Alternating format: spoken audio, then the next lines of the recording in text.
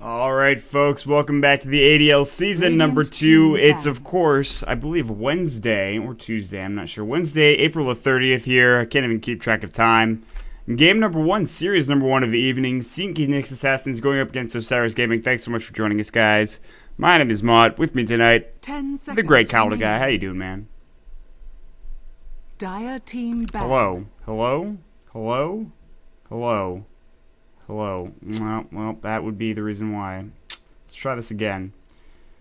Alright, folks, welcome back to the American Dota League. It's season number 2. And it's, of course, going to be week number 4. Remaining. Sneaky Nick's Assassin versus Osiris Gaming here to start things off. Game number 1. Thanks so much for joining us. My name is Mott. With me is Cattle Guy. Sorry about that intro, Cattle, but how you doing tonight? I'm doing good, Mott. Don't worry, buddy. Don't trip, chocolate chip. Everything's going to be all right. It's going to be a good night of some quality American Dota. And Mott, first I got to say, you did us proud. Nice job representing us NA Dota scene on the Summit show. I think you did a great job, and I think your predictions were nice and bold. We could be looking at a matchup here of Sneaky Nick's Assassins, the soon-to-be runner-up qualifier, and make their way all the way to TI4. Yeah. I made some bold predictions there, and honestly, And PPD came and kind of backed it up and said that they just play more and they have a bit more chemistry. I mean, I love NA Rejects, and I think they're a good team, but I don't know. It makes more sense for SNA to be kind of that run-up team, especially because they have that, I guess, extra added drama to go up against Team Liquid and what have you. But, yeah, I'm excited to see what we'll have here. Obviously, we're getting closer and closer to the qualifiers, but I do want to apologize. I'm not feeling the best right now, and I'll try to do what I can during this cast. No guarantees, though. But, I mean, to start things off, though, Sneaky Nick's Assassin, they pick up, I guess, the strongest duo you could pick in terms of the laning phase right now. It's a good, dual support, or I guess it could be dual support. Could see that Mirana Core, though, coming out as well. And a strong start coming out for SNA. Yeah, after both teams decide to ban out the big three, and that being, of course, Lycan, Ember, Naga, they do allow through the Invoker for Osiris to grab up, but Sneaky Nick's Assassins, as you said, grab up that sweet peanut butter and jelly combo of the Shadow Demon and Mirana, a dynamic force which can wreak havoc in the early laning phase, but also can be a bit of a burden to a team if they don't perform well in that early laning phase. So we'll see what they decide to do. Both heroes are pretty flexible. We've seen Mirana all over the place. They can decide to change things up, but I've even seen Fluff play a support Mirana from time to time and even do a great job as that. So we'll see. They definitely are not giving away too much information aside from that, and we'll see where Osiris go with it. Their next step, though, they're going to grab up a nice defensive support in the Dazzle. Yeah, Fluff Miranda you talked about, really good stuff. I've seen him play it numerous times, and he did it before. It was kind of a known thing, I suppose. Actually, like a year ago, I think, at this time. So he's done very well on that hero, but it could be that core like you talked about. They're so good at roaming that they pretty much have to get something done early on in this game. Otherwise, it's just going to be kind of like, well, they're not going to get levels. They're not going to get farm for the Mirana, potentially. If it is a support Mirana, then you're not going to be getting last hits, or you're not going to be getting experience or gold. So I think it really comes down to how they play this up and, well, can they get kills in their lane? We'll see. They're not going up against the Bat Rider. They're not going up against the Centaur. They can ban that out, certainly. I'd be very surprised to see if they let the Centaur through. Dazzle's going to get through, like you mentioned, for Osiris Gaming, a strong hero at that, with the Invoker to combine up with it. And now, actually, something that's important to note. We're seeing more and more often here that I think this is starting to become Osiris' main lineup. Like, Ziz was in the last couple of games for them. Classic and Guanza are there. Ryu, who I think he's still a stand-up potentially, but, like, this is starting to now look pretty solid for a team that's been kind of all over the place. Musical, I guess, Dota players, if you will. I mean, just to look back behind some of these teams, obviously Sneaky Nick's Assassins is more of a group that has more chemistry building for them and a lot of team synergy. They're undefeated right now in the ADL, 6-0, so doing very, very strong. Meanwhile, Osiris, out of what looks like 14 games, they're 6-8, so split down the middle. They do work with a lot of different stand-ins, a lot of different players. We've seen Baby J played, MG, and Yuna, and I don't know if these are aliases, but a whole sorts of names flying in and out. Ryu's been a champion stand-in pretty much for the whole league altogether. And I know I've seen Classic from time to time, and Ziz. These are very talented individuals, but it might just have to come down to how in sync they can be in their gameplay. And honestly, if Ryu gets around, man, that's like the only class 2 I can put it. Ryu, like, he gets around. Like, he goes from team to team. He hops all over the place. It's like a groupie, I guess, even to a certain extent. But And that's just typical Ryu, I suppose. And in his own fashion, he'll be a part of some of these teams. But yeah, I don't know. It's looking. I guess all the bans are going to come out right now. And you did talk about the stats. And Sneaky Nick's Assassin looking to continue that unbeaten streak right now. And well, Osiris Gaming, they're just looking to get back into it. They've played so many games, more so than I think anybody else in the ADL. I could be wrong about that, but I'm almost positive they've played the most. And yeah, I'm right. They've played the most by 4, and I think you talked about that too. But Sna, now they're looking for this next pickup, and we'll see what it is. They've got a lot of options here. I mean, they might want to go for an offlaner, but yep. Were you going to say that? No, I was going to say they're going to go for an offlaner, and then I was going to have a nice little sweet segue to one of their top offlaners, of course, being the Clockwork.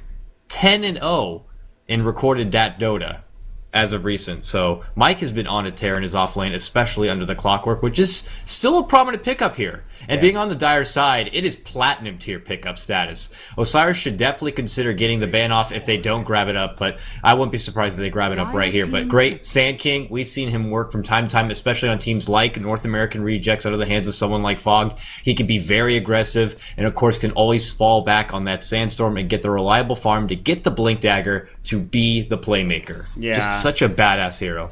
Like, Sand King is just like, I'm so glad it's seen this renaissance because, like, he's such a versatile hero. It's almost just like you love seeing him because like so many team fights can be, you know, kind of swayed based on his play and having that Blink Dagger. Like, and I was talking to Fogg about this a bit last night and how like all of a sudden, like when you get your Blink Dagger as a Sand King, like if you're down like they were in that game last night, it doesn't matter. Like you blink in and you start burrowing and epping people, and like it's just like constant influx of gold coming your way. You're just getting like all of that money you spent for that Blink Dagger that you invested is now paying off. It's paying dividends essentially for that Sand King. So that's good, but they'll now have to contest up against a Faceless Void, which is actually, it's interesting because that's an IX Mike offlane staple, but for Osiris, it's probably going to be more than likely their safe lane farmer. And I like Chronosphere. I like having it to kind of shut down the Sand King if he tries to jump in with his Epicenter, which obviously will still go through that Chrono. They buffed Faceless Void a bit with his turn rate. I believe also giving him some extra agility gain as well. I'm not sure if that was the case or if it's another thing like base damage. I can't remember, but...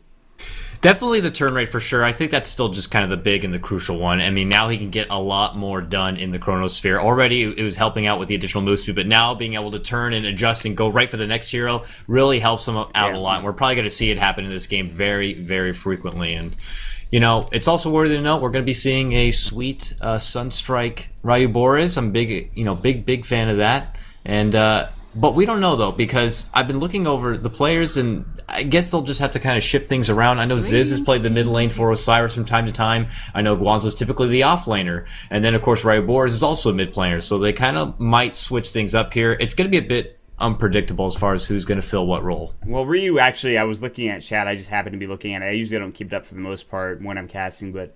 He said Ryubor was Invoker, and then he Craigasmed afterwards. Like, first of all, who does that? Who goes into a chat and is like, "Oh, by the way, I'm playing this hero." Like, if there's a spotlight, Ryu will be there. I mean, don't get me wrong. 5 seconds remaining.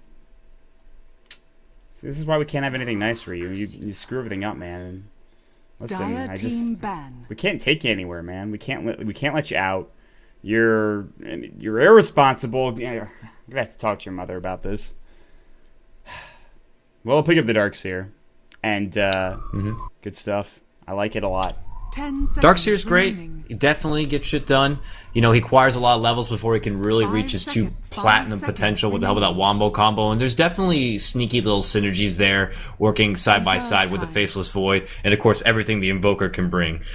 But also it's just more interesting to me is this Wisp grab up. I'm seeing a lot of squish coming out here for Sneaky Nyx Assassins. A lot of mobility, don't get me wrong, but something seems unfinished now. This 5th pick, I mean, I guess it could be the old standard, Mr. Tony, if they want to grab up the tiny Wisp combo, Ursa, but Ursa as well. Ursa's got that recent buff where he can pick up the orbs and kind of go to town with the Desolator. I've seen it once not too long ago, and it did some serious work. Well, so no, never mind. Forget that. It's banned out. Well, so. Never mind. These guys don't like having fun, apparently. Osiris Gaming. They're not a big fan of that bear, sadly. So, well, we'll see what I want to go for. I mean, they could just kind of pair it up with the Mirana or Sankey. I don't see that happening, though. They want a hero to go with it, give that overcharge too, obviously, and to keep that hero just kind of nice and tanky alive and doing some decent damage as well. The Wombo combo's there for Osiris, though, and that's something that you should be very scared of with the Iron Shell, with the wall, with the vacuum, and what have you. So if they get like another, I guess, team fight ability, I don't think they really need any more team fight. Also, it's a very, very purple team, with the exception of the Invoker, who's kind of breaking the code. Wow! Kunkka coming out for Snout. Look at that. Kunkka got a buff, too. Kunkka got a nice couple of buffs, actually, if you think about it. I'm trying to think of a couple of them. I know for sure one X marks the spot. The time is now doubled when you use it on allies, which is very, very nice and adds a little bit of extra flair there. But there was something else. Something about AoE targeting. Yeah, Torrent AoE has been increased by 10, which is like, that's pretty much nothing. It's something, but I guess it's still, like, it's very small when you think about it. And they gave Ghost Shipped an AoE indicator for allies. Also, I think the biggest change is that the buff's been increased from 8 to 10 seconds for the roam, which is like huge. So that's really nice. I remember that, Rise. You were talking about the ship too. That's really big. That's a lot of extra time to work with, especially we're going to be going against a team that can lay out something like a Chronosphere and some sort of big combo. You just throw out that boat, and all that's going to be gone to almost nothing. If they can actually be pretty significant here, and then follow it up with a very nice epi coming up from Mr. IX Mike, and we might see some fireworks in this matchup, Mott. I'm already intrigued enough by this draft alone. Yeah, I agree with you. The early game is going to be rough for Osiris because they have not only a Darkster, but a Faceless Void that require levels in farm. But if they can get past that point and if they can lock some heroes down, and if Invoker can kind of help out with the Sunstrike kills going for Ryu's way, I think they'll be just fine. But you can say the same thing on Sneaky Nick's Assassin side. You've got IX Mike who's going to be, well, maybe playing that offlane Sand King, and then he'll need levels as well as farm. And on top of that, Io needs level 6. We've talked about hitting arrows, which is really important. Snot, he might be mid here potentially. He's usually their mid player, I believe. I'm not sure if they're going to land it up the exact way that we think about, but we'll jump into the game in just a second here and see, as they do have an AFK real quick. But guys, thank you so much for joining us here on the ADL. Make sure you purchase up that ticket, $3.99 in the Dota store. It is fantastic. Get yourself in game, get watching, chat it up in, of course, the in-game chat with all your friends, and have a good time, have a blast. Yep, I have the same HUD. I actually finally, got one for myself, and I'm very happy with it. Nice and minimal. It's got some flashy little lights, and it has heavy contrast, so it's not like an eyesore. It keeps you more focused into the game, so I actually enjoy the HUD a lot, and I'm using it right now. I'll probably continue to use it for a while, and I know that sounds very sellout-like, but that's how it goes. And, well, as a cliff note, I guess, for the game, some people probably saw there, it says Liquid Fluff, but that's only because there's been like a new feature added to the game itself where it detects like something about their profile, and then they auto links their real name as a benefit to casters usually, I guess, in case they change their names. Yeah. And it's got some cool coloring and stuff, but obviously it's still a little off, or someone hasn't updated anything. So indeed, Fluff is not a part of Liquid. He's definitely a part of Sneaky Nick's Assassins. It's just a little bit of a weird bug or temporary uncertainty.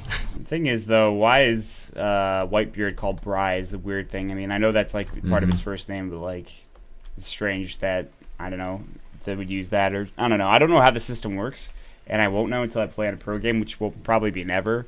So, unless somebody tells me. But, yeah, I don't know. It looks like we are having a bit of a pause here, which is unfortunate. It happens. I personally would like to move the series along just for the benefit of my health, as expediting the process would be great, but also I'm ready to go for a long game if Faceless can take it that long. He's not one of those heroes that needs to take it super late. I feel like 40 minutes will be good enough for him. Like when you get to the 60-minute mark is usually like if you're playing up against kind of split pushing kind of lineup, or like an Ag Siren or Phantom Lancer, I feel like, and Void could finish earlier than that. So I don't know. If we look at both teams objectively, though, who do you really favor in this matchup? I mean, based on draft and on paper, I really like Osiris' side. Things seem a lot more clean cut. They're a lot of things more easier to set up and execute and get things done. And whereas Sneaky Nick's Assassins have a team that's, without making it sound funny, more skill-based. They have to have more proper execution, proper timing to get things off. And if they get it off, it's going to be amazing, and they'll be able to get a lot of shit done. But I mean, I would still favor Sneaky Nick's Assassins. There's a reason that they've been doing so well lately and are undefeated in the league. I mean, they've just been showing a lot of talent, and after shuffling around their team so much, I think they've hit the right mark right now. Yeah, the thing is, though, I'm questioning their draft, especially if IX Mike goes in the offlane, though. And, like, I agree. Like, I feel like Sneaky Nick's Assassin, there's a reason why they're doing so well right now, but I don't know how I feel about their lineup. I don't know, the IO pick into the, God, I can't even think of the last hero. We just saw it, too. God, what was it? Freak, I can't even remember. Oh, the Kunkka, that's right. That's like a bold strategy, and it certainly could work out for them. But also you have to keep in mind there's Rubik that can steal spells and kind of go to work with them. So there's a lot of upside coming up for Osiris, whereas for Sna, they have a lineup that's, if it works, it's going to work really well. If it doesn't, it's going to, I think, cripple and fall, and it'll be tough. But a lot of ult chat going out, and this is exactly the way I like it, baby. Yeah, this is what good quality in a Dota is all about. I mean, it kind of like, it didn't irk me a bit, but I was like a little saddened by how instantly most of the BTS crew were like disregarding the American qualifier, you know what I mean? And it's just like, hey, there's a lot of optimal talent here and a lot of passion for what they do, and yeah, they can be rambunctious and change things around, but there's a lot of solid skill, and we could see it come out. And I really hope that these teams do really well, and I hope that someone like Sneaky Nyx Assassins makes their way to TI4 so that hopefully if I get in, I can root for them, because I don't know, for a hub that's supposed to be very, you know, North American, they should be rooting for the American scene. I said the same thing, and then God threw out the point that he was Australian, but I don't know the rest of them. Sketchy. But to be fair, they had a couple of good points talking about how rosters are not really set in stone. Some of these teams have been playing together for a while, but I kind of understand where you think like NA Dota or American Dota in general is like a shit show, and I can see where they're coming from. I just don't think it's correct. I think that it's grown since it's, of course, inception, and well, since last TI as well. But I guess it comes down to the qualifiers. And honestly, man, I feel like they could take that wild card spot. Whoever gets second place can move on and fight up against three really strong teams and actually win. They have that capability, I think, but you know, it really comes down to just, I guess, playing. I mean, one bad game could cost you a series, essentially, in a qualifier that really you can't afford a loss. So the ADL is what's on their mind right now, and as it stands, this is going to be to fight for, you know, I guess, its own playoff implications. So there's a lot riding here. I mean, we're talking about an undefeated streak versus a team that desperately needs a win to get back in the swing of things. So obviously, Sna can afford to lose this one. They'd probably like to go 7-0, but they absolutely don't have to have it. I'm gonna stop talking for a second here because I'm dying. Okay, but take the moment to rejuvenate yourself. That's not a problem, my friend. But yeah, I agree. Everything that Sneaky Nyx is all about, it's very clear and apparent. Even with visual evidence, you can see they got a nice new fancy schmancy Nyx logo, nice little fancy schmancy Nyx banner. They're ready to go. They know that this is something they're going to bring with them potentially all the way to Seattle, and I think we're going to look for them to maybe try out some new things, but generally just kind of go hard and just, you know, look like they're good contenders to take it all the way. I mean, a lot of people are counting them out, but we'll see how they manage to put it up. No, you shouldn't. You should not count them out. They're PPD hopefully approved, by the way. Oh, yeah. Which is important. They're also mod approved. And Coddle approved, so. Of course. That's, those are three people right there that I think will, well, it speaks volumes of this team. I don't know. I think they have a lot of individual skill. Osiris, I don't know, with this lineup, like with these 5 players, they could do a lot. Like Ziz is really good, Ryu's really good, Kwanzaa's really damn good. The whole team looks very colorful and cartoony right now. It does. It's very interesting. I think a lot. I don't know. It's weird. I don't know why it's like that, but I agree with you. Also interesting to note, Kwanzaa usually playing the off lane. He's gonna play the carry role this time around, and well, also Ziz, who played the mid role last couple of times, he's on the support, Dazzle. So there's heroes that are, I guess the roles are being exchanged a bit, but look at this 4-man aggression now coming out from Team Sneaky Nyx Assassin. I think he's going to lead the way. They might go for maybe some sort of aggro tri-lane here, potentially, and then have like a solo safe lane farming somebody. We know it's going to be Ush mid right now, and this Kunkka, he's sitting ready to block here, but as it stands now, rotating back is going to be Sna. We'll see if they stay down in this bottom lane. They threw this ward up here, which is going to block, I believe, just this camp here, the pole camp. Well, the second pole camp. This camp won't be, but it'll have to be stacked up, which is actually difficult to get the timing down for that stack on that small camp. So Absolutely. And we were already talking about it in the draft briefly. I mean, we were expecting Osiris with new sub-ins and stand-ins that they were going to shift the roles around, and we're seeing it right now. And I believe I've seen Ziz play the Dazzle role before, and he does a really good job. I mean, he's a really talented player, so he should be able to fill the roles of whatever number position he might have to play here. But for now, he's got to play a little more defensively and kind of just generally help out this Faceless Void to get that early game farm. If he wants to go more greedy and go right for the Midas, and then he can look to build into the extra damage down the road, that'd be really great. But he's got to be careful because as mid-game approaches, you're going to start seeing these relocates. You're going to see these aggressive maneuvers probably coming out from the Shadow Demon and infamous Mirana combo. And, you know, times might get hard. As long as he has a safe time, Guanzo is going to make a big impact later in this game. Yeah, I think Faceless Void is one of those heroes that you can't kind of let free farm. And even with a little bit of farm, he could certainly start taking over the game. So Ix Mike will do his best to kind of harass here, but he's a melee hero in a lane that he's just trying to get levels and survive in. And, well, mid lane, somebody came through. It was actually Fluff, maybe coming in to try to harass down Ryu, who went for Exhort. No surprise there. We kind of figured that was going to happen. Ush, he's playing the Invoker, or excuse me, the Kunkka, gosh. And he's got some decent regen as well. And if he gets some points of Tidebringer, he's going to do work against Ryu, who, well, yeah, he'll have Quas, but is that going to be enough? So we'll see. Yep, we'll definitely see. They're definitely having both supports kind of flirt around the mid lane here a bit. And Raybors probably was a little uneasy with the whole Wisp kind of thing happening there. And, you know, we'll see generally how experienced he is contesting up against this kind of, you know, upper-class Kunkka in the mid lane. Probably something he's not used to too much. Already Fluff stepping in, trying to heal up his ally a bit, so he's playing very cautiously. And around the bottom, you can already see the ward go into effect right there as Willies is staring into the eyes of no camp and instead seeing a rune that which he will promptly deny from above and lay a sentry. Mike is going to be a little flustered about that, but will make the rotation back to his safe haven off lane. Arrow's gonna fly through. Is he gonna hit? Yes, classic caught out, but they have like no damage. The Stout Shield obviously helping out a lot. He's gonna surge his way out of there. Is it level 1? It absolutely is.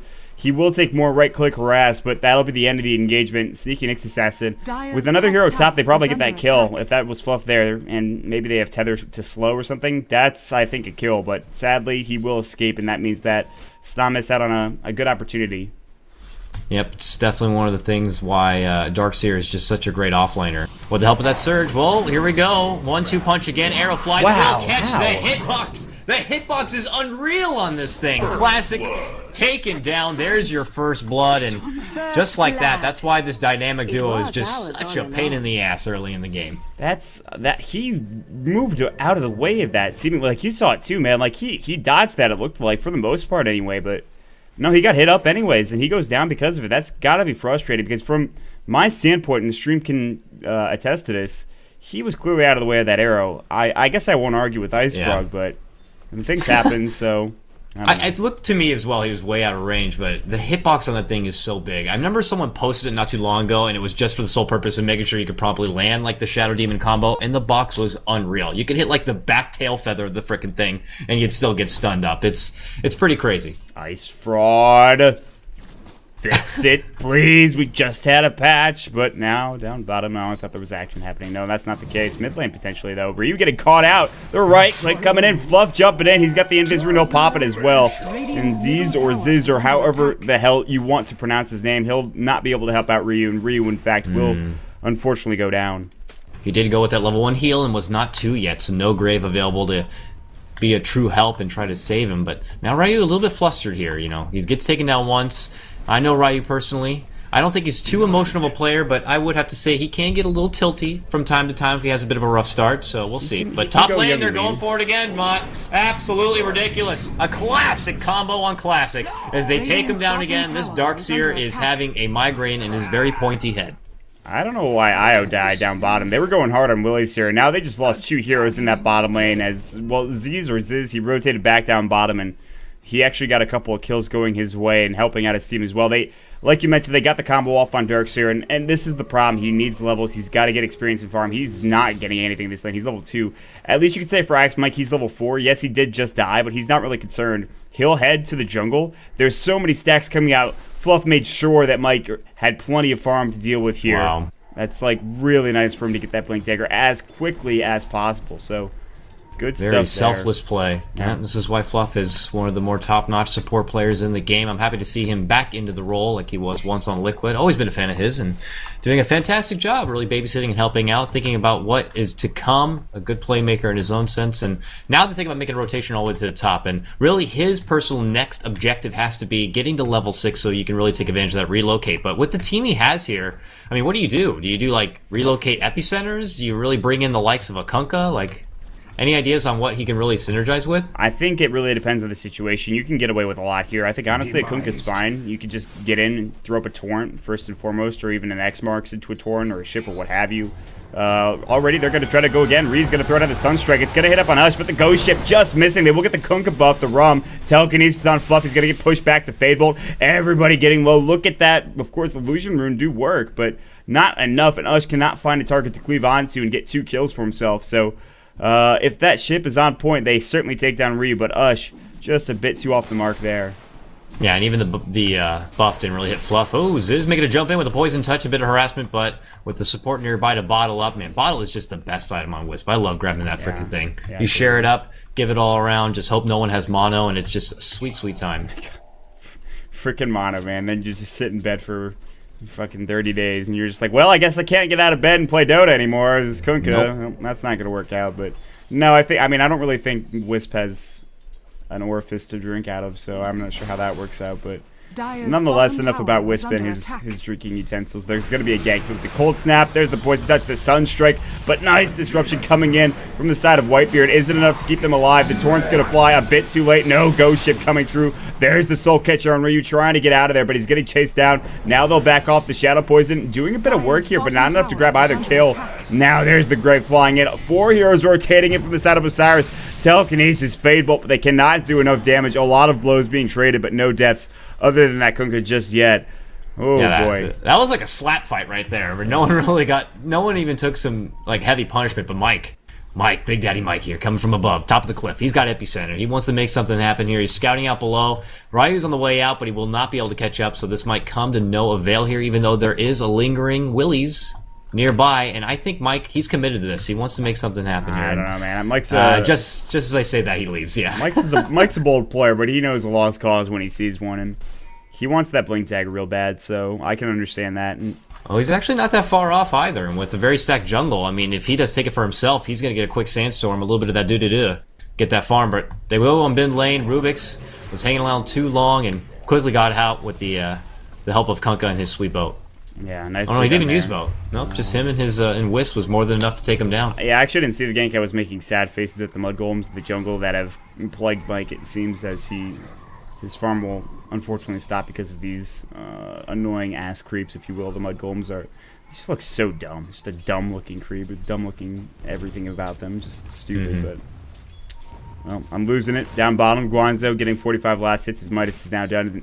We talked about getting room to farm, and yeah, he's had it the entire game. They've done nothing to stop him from doing that. So, all right, that's bold of them. Just slowly how the early game's been going, it's safe to say that he might end up being the dark horse for his team if he can manage to bring in enough damage and enough items to really carry the team on his back. I mean, he has a window of opportunity to go right, and he has his ultimate, but it's just a matter of if he can get a lot done in that period of time, and hopefully there's not enough of Snot alive to really take it back at him. Well, Kunkka is going to go ahead and pick up the wand right now. He's got the urn as well, and apologize, I had a bit of an issue there, but everything seems to be settled now. So 8:25 into the game here, and it seems like it's felt longer, but I guess that's just because of the pause, obviously. And well, the thing is, Ush now with the urn, which is an interesting pickup. I'm interested to see what his next item is going to be. You see Lothar's like a lot of the time on this hero. I think it's too good of an item to pass up most of the time, but I don't know, if you go for straight like crit, it could also be worth it, and eventually into a BKB might be nice as well. Chronosphere obviously is not going to really, I mean, it'll go right through that, so it might not matter, but I'm just really concerned because, yes, you do have a farming Mirana, but farming Mirana up in comparison to a farming Void, I think if that, I mean, well, it really comes down to the Chronosphere, as it always does, and if that's the case, I will put my money on Guanzo every single time. That's just my faith in Guanzo, essentially. But the thing you have to think about also is they have just Guanzo, while they also, on the side of Sna, have both the Kunkka and the Mirana to work with here. These are two elusive heroes. If they spread apart, one might be caught out by the Faceless Void, but the other one there will be beating his ass. And if that's going to be a Kunkka with the boat, then he's going to be getting nothing done in the first place on the Mirana. So I really like Sneaking Nyx Assassins, this whole lineup here. They definitely are a group that can get things done. They can execute properly. And just here, you're already seeing the Lion waits in the dark. They're seeing if maybe Classic will get a bit too greedy moving in, but no, he's playing very cautiously. They'll hand over the tier 1 tower, and that might have been the first tower of the game, and it is. Yeah, well, that's also really huge because that gets Mike his blink dagger right now. Guanzo's going to work on this bottom tier 1 tower, but It's getting pushed back. You talked about what you have at your disposal for Sna and also kind of just stopping that Faceless Void in the Chronosphere. I mean, you can throw up a Torrent, you can throw up the Ghost Ship as well. Guanzo pretty much has to go for a BKB this game at some point in time. There's like, you just have to do it. So I don't know when he'll build it, but I imagine sooner rather than later. You see Whitebeard, he's running at Guanzo right now. He has Time Walk available, so he's not really in any huge danger. Sna is here as well with Ix Mike, who's looking to put this Blink to good use. He's got level 4 Burrow Strike. They're going to Moonlight Shadow right now, and Guanzo, this might be his first death if they can jump on top of him. I don't know if they have a Sentry here, but they're going to jump right on Guanzo here with a Disruption to go through first. The arrow's going to fly here in just a second. Is it going to hit? Absolutely. The Burrow Strike. Nice Grave. Will he Time Walk away? He will, absolutely. They cannot get the kill. I think they have the Shadow Poison, though. No, they do not. It's only Soul Catcher. How unfortunate they couldn't get a couple of stacks off there. And well, Mike looking to wrap around to the backside. He already used the epicenter. I didn't see it go off. I'm not sure if it really hit anybody. Ask the same thing. I don't know where the epi was. And Ziz! Torrent, the arrow. Guanzo, what are you doing? Time Walk into a Chronosphere, but gets canceled because he gets burrowed from Mike. Nicely done. Too aggressive. Ghost Ship's going to fly through. There's the AoE indicator that we've seen. That's the first time I've actually spotted it out. It's really nice to see that, but they're still diving here. Willies, you are dead, my friend. Sunstrike's going to fly through. That's the only contribution Ryu's going to give to this engagement. And, well, that's rather unfortunate because guess what? That wasn't a whole lot. And they could even try to go for a tower now, too. They probably will, but they're looking to scavenge the rest of the jungle and see if there's anyone lingers. They actually have vision here on Classic. Classic with no more mana to work with. Gets caught out. Jump in from Mike. Burrow Strike. They're going to lock him in place and quickly take him down. One more right click to come, and Sna won't be the one to pick it up. But I'm still just puzzled by what happened with the epicenter. I want to say maybe he did the classic epi first before you blink and choked bit kind of thing or something. I think it might have gotten canceled because I think I was following the fight and maybe that's what happened. I don't know. Some of our in-game viewers can go back and tell us potentially and see what happened there. But yeah, unfortunately did miss that, but we got the rest of the kills. And right now it's like you're playing a pub Dota game and all of a sudden like your team just feeds away 5 kills and you're just like, yeah, we just lost. We just lost. Like, I feel like that's how Osiris feels right now. Luckily, they are better than that, and they have Guanzo, who's farming like an absolute monster. So they're like, okay, we didn't lose, but like we need to like tighten it up a bit here, I think. Yeah, but for Mirana though, she's getting more things done. She's getting more pickoffs, so she is leading the way as far as net worth. And you also have a Kunkka right there by your side, so you know there's gonna be a lot of things for Guanzo to try to pull through. And definitely, they're doing the right thing. They had the Dazzle nearby in that previous fight, so he was available to throw out the Grave and allowed Void to be able to get away unscathed, but they unfortunately handed a couple of themselves over, thus further feeding SNA to really be a problem. So Guanzo can't have any of that. He needs to be able to escape, but you can't keep giving extra gold to the Sneaky Nyx Assassins. Yeah, I mean, it really hurts your chances in the later stages of the game, and they want to bring it late at this point. I mean, there is that lead coming out for Snout. Blink forward, Mike, the Burrow Strike just out of range. Time Walk going to go through, and Guanzo will be able to escape safely. And he'll be just fine. He'll even get a TP rotation from his friendly neighborhood Dazzle player, Ziz or Ziz. And listen, guys, if you keep telling me how to pronounce it, I don't know. People have told me Ziz, people have told me Ziz, people have told me ZYZZ. So I'll ask him in the next game how he wants me to pronounce it, and we'll go from there. So. Yeah, potato. Exactly. They're going on top lane, yeah. They're going to make a move. Kunkka deciding to hold off, throws the Torrent, then the boat to follow. Classic running straight away from it, will pull back all the way with a Burrow Strike to go. Mike, though, didn't catch him. He will be able to TP out. Very nice. Mr. Houdini of the Darkseer getting away from that one, but Willies might not be so lucky as he's X'd back and blown up promptly so, and Fluff absolutely gets the kill right there. Also, wow. Rana, mid lane, they're still going to town. Very nice. Ryu's just playing PvE at this point. Like, he'll throw out a Sunstrike here and there, but, like, it's not like we've seen before. He did just get that Tier 1 tower meta. That's fantastic, but that's the only contribution he's had this game. He's probably just trying to get to his Necro book as quickly as possible. His Necro 3 is really important to have, especially in this game, but I don't know. I feel like he could at least rotate, throw out Forge Burst to push back the lanes, throw out a Cold Snap. You have level 4 Quas. You can throw out an Ice Wall just to be, I don't know, sexy or something.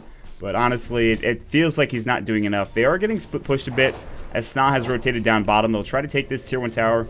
That's a Mom coming up for Guanzo now, and he's looking to initiate with maybe a Chronosphere, but right behind him is going to be that Shadow Demon who will be able to give vision with Shadow Poison. They'll back away smartly. They realize that Willies is rotating over with this ward. They have vision, so safe play coming out from Sna, and I think a smart play as well. Oh, wow. Look at the arrow. Uh-oh. Guanzo in trouble. Will he fall? Nice backtrack. Will save his life. The grave as well. Now the chrono. Sna, that's a bit too greedy. Nice disruption. Avoids the sunstrike.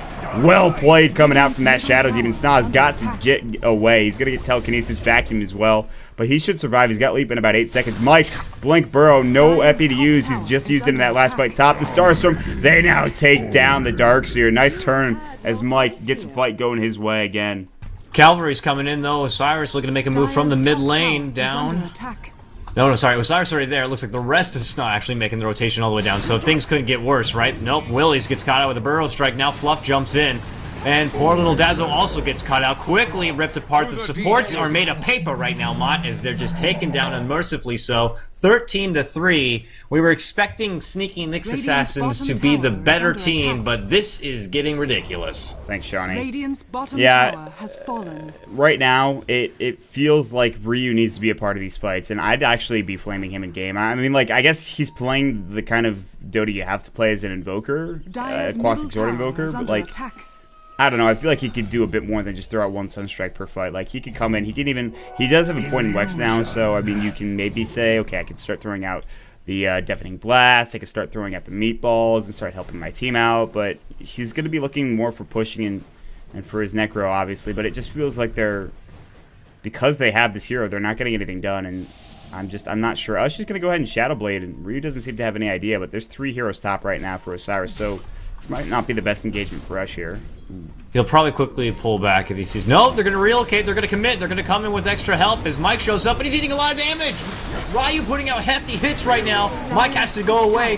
Now Guanzo right-clicks home, another kill for himself. Kunkka will end up falling. Fluff now tethering to get away from this one, and the relocate will take him right back out. And, wow, that was a really quick gang battle right there, and only one victim to fall is Kunkka. Will be the one. Yeah, it was even closer to being, I guess, worse for Sna, but they were able to get back just in time. They might even lose this tower. They used the Moonlight Shadow here. They're going to try to wrap up. There is no mech available. They just used it. Weave as well. Burrow in from Mike. He has Epi. He just used it already. It looks like it's on cooldown now. In trouble. They did hit the arrow. They'll get one. Will they get another? They got Guanzo. That's the important target. Now, Classic getting caught out. Nice Deafening Blast. This is what I'm talking about coming out from the Invoker. Shadow Poison coming through, but the Maelstrom procs is going. Willie's going to fall. Double kill for Sna. Well played. And actually, top 5 member getting another item there. Arrow flying. Just missing on Ryu, but... yeah, I mean, these are some clowny fights going both sides, and I gotta say, it's now Sna are just barely, eking these out for the most part. But Osiris, it's all they got is like this Faceless Void in Ryu at this point. These supports just have nothing to offer except just their mere skills. Like maybe a nice little Shallow Grave here will help out, and I'll just throw out a weave and just hope something comes of it. But other than that, I just have a simple pair of brown boots and nothing to my name. Even, and then even the Darkseer is just like had a miserable time all game long. I mean, I love Classic. He's on my friends list and everything. He's a great guy, but he's having a real hard time in this game. He has managed to throw together, of course, the mechanism, but other than that, it's been hard. Game is hard. 3, 4, and 0. He finally is almost getting to a max set of vacuum, but no wall yet to even work with. So it's just hard times. That's the crazy thing is that we've never seen a wall like vacuum chrono combo yet, and like it's 18 minutes in, which I guess isn't unheard of, but like when that starts going, like the amount of damage and team fight potential is absolutely disgusting. But it's not gonna matter if they get initiated on. Arrow's gonna fly. Classic is of course on the receiving end again. The Sunstrike not on point. Ryu trying to hit it up there a bit sneakily. IX Mike on the high ground. They see him there. He's got no epi, however. He already just used his blink as well. X Mark's going through the torrent as well. The boat gonna fly. Willies. Oh, you are dead, my friend. Nice chrono gonna go, but now will he survive? Burrowing just misses the Deafening coming through a bit late. They'll use the mech up as well. Moonlight Shadow's gonna fly. The Sentry Wards are down. You can see this one here about to get counter-warded. Arrow! Ziz! No! Ziz! Why are you falling down like that? No! Ryu getting chased as well. The Ghost Walk's gonna go through. Do they have detection? It looks like maybe no. They'll torrent up on Classic. Now he's getting caught out. Burrow straight just missing. IX Mike, the max range. What else is going on right now? Guanzo's trying to fight here. No Chronosphere. He's got his mask up. That's a lot of damage he'll take. He might go down to poison. No, he will not. Snot gets another kill. There's the X marks the torrent. Oh, he gets blown up. Burrow in. It is a disaster for Osiris. They're losing everybody. They're TPing in one by one, dying left, right, and center. Snar cleaning house. Ugh. Quick shout out to Jolly Joker for that item drop. What's up, Jolly Joker? Anyways, yeah, this is ridiculous. Sna have a very nice team thrown together for a well-formulated fight, and that boat is just unreal at this point because you initiate a fight, you throw out the boat, you and pretty much the most of your team are all buffed by it, and then finally Faceless Void makes an appearance, tries to chrono, but realizes he can't do anything to anyone because that buff is just so good, and by the time the Chronosphere even ends and the fight returns back, they're still buffed up by it, and it's just going all downhill from there. Just Sna just cleaning house, supports are coming back, dying over and over again. 5 and 21, I mean, how long before they just kind of throw up the flag? This is getting out of hand. I don't know, man, though. The Chrono, the Faceless Void, he's going BKB. The problem is, like, okay, I got a mom now. I'm going BKB next. That's my damage team. That's what I got to work with here up against a Kunkka who's getting farmed and a Murata who's got 10k net worth because she's got a Mjolnir now. It's just like, oh, by the way, if you decide to chrono somebody with that static shield on, that's going to be a bit of a problem. I think static shield remains through chrono, but I could be wrong, however. Maybe I'm incorrect about that. But we'll probably find out. But there's a lot of counters. Like, let's say he makes a jump on Kunkka. Then, you know, you got Murata right there to throw out the Moonlight Shadow to defensively help out anyone caught in the chrono. Now, hopefully Osiris do have the detection available in case something like that happens. But they just have so much to, like, spring the trap on Faceless Void when he thinks he can try to make something happen that I really just don't see any way they're going to get out from this one. There's a Sunstrike to kind of scout things out, but already it's not going to be healed up with the help of Fluff plus the mech. I mean, it's like the Sunstrike never even happened, for God's sakes. Willie steps in, and thanks to that new indicator, I could see he did take the Soul Catcher. Or no, the Poison, rather. Oh, an arrow on Classic. He's very familiar with that. Yeah, that's like...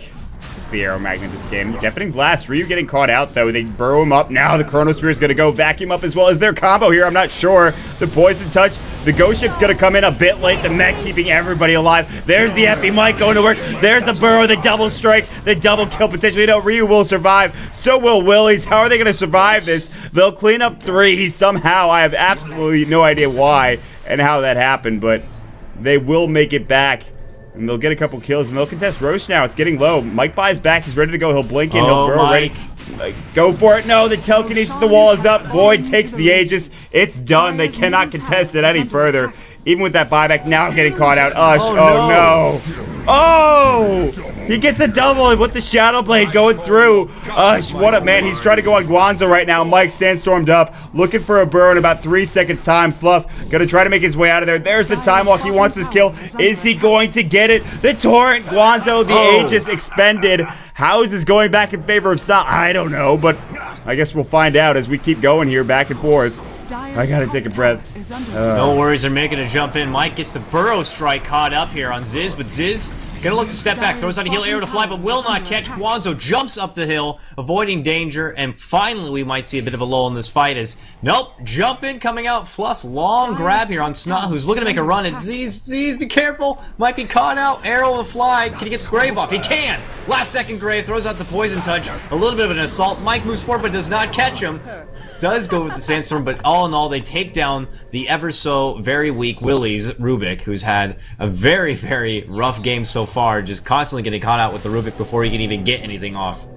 Look at these freaking support levels, man. They're level 8 right now coming out for Osiris. Like, that's so underleveled in comparison to what you've got going for Sna. Like, they're so far behind in experience. It's disgusting. 12,000 experience is going the way of Sneaky Nick's Assassin, and, well, almost 5,000 gold as well, so the gold is actually not that bad, and a lot of that has to do with Guanzo now picking up a BKB, and, well, obviously the Aegis in that last team fight, but after that Roche went down, it couldn't have really gone more wrong there, but oh my god, Ush getting that double kill, because everyone was so low, he'll throw up the Lothars, and then boom, hits, you know, a nice little Torrent, or excuse me, Tidebringer proc, and goes to town, but Battle Fury going to be up next for Ush as well, so I really like the item choice Fluff's going to be moving into next. He already has the Orga Club acquired. I would imagine he's going to move into the Heaven's Halberd, which is going to render, you know, Faceless Void almost useless for a period of time. And this is pretty much the only thing Osiris have going for him. So that's yet another thing to kind of throw in the face of Void in case he wants to start going out of control. So,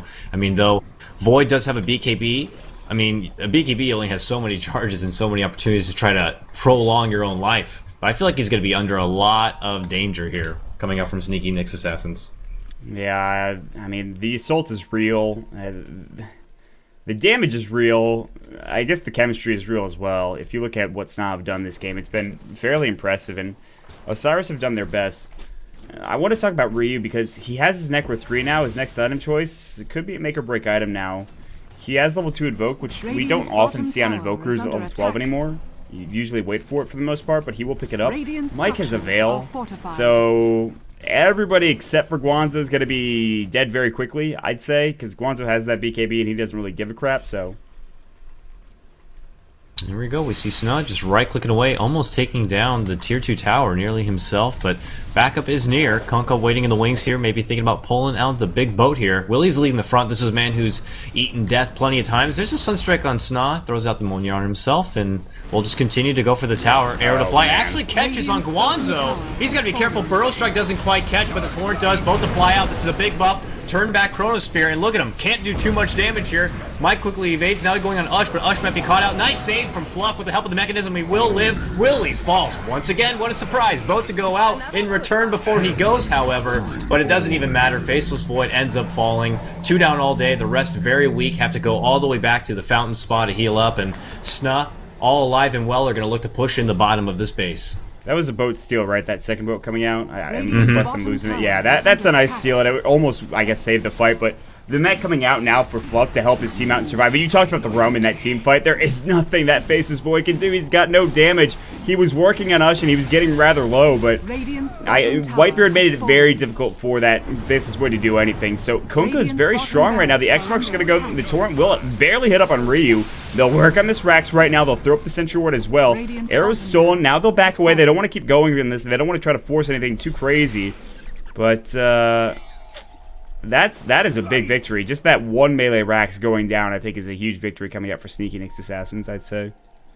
I mean, I want to say, like, Osiris should just call it quits and let's just move on to game 2, but they do always have that little wild card tactic they can pull out because they got that Darkseer, and then of course you got everything that Invoker could bring with Deafening Blast, follow up with the big meatball in the sky and what have you, and they can definitely bring some heavy damage and heavy OE in one big clusterfuck of a fight, but it just comes down to, are you ever going to get the opportunity to do that? Well, they're betting that they might have that chance, whether it's a 5% chance or a 0.5% chance. They're going to keep going until it just doesn't work anymore, and I guess I can admire that.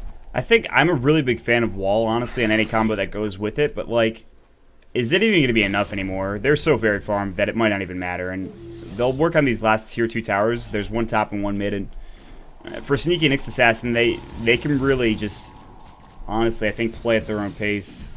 They have the farm, so they can go now. They can kind of wait back a little bit. I don't see why they would, though. I mean, they want to put pressure on Guanzo as much as possible, but they're actually smoked up right now. They're ready to go. And maybe looking to jump in here is going to be Guanzo with his Chronosphere, and we'll keep an eye. He's got his Mask of Madness. They're going to surge in right now. Classic looking to maybe throw up a vacuum here real quick. They're only going to get one, though. That's not what you want. The Soul Catcher. Arrow might fly. Guanzo, he gets up the Chrono. Now Whitebeard going to get brought down. What a mech, though, coming through from Fluff to keep him alive. And he's going to go Scepter. They'll lose 2 for Sna on the backside. Kunkka getting a nice cleave going through. I think the Epi hasn't even been used yet. Ryu's going to try to TP away. Now X-Mark's going to go. That was on his own.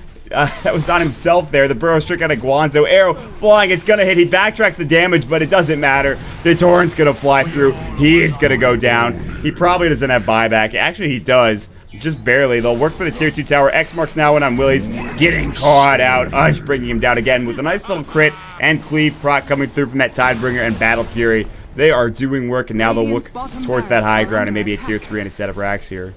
I said it once, I'll say it again, man. Sna have just such a well-formulated team, and they're doing it so well. And as it continues here, quick jump in, right? Boris saved out with the grave, but only enough time to say, please, baby Jesus, let me go up to the high scale above. No, he actually lives! That makes me eat my words. He gets a bit of a heal and will run with the help of Ghost Walk, but they call up the GG regardless, and it's definitely over as they do make their way into the base and just pummel this tier 3.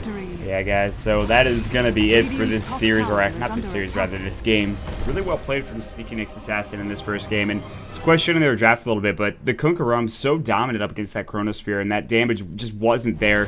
The Darkseer not online early enough here, and obviously a lot of that being because he just got shut down by that Shadow Demon Mirana combo we're so used to seeing. So we are going to take a quick break, guys. Stick around.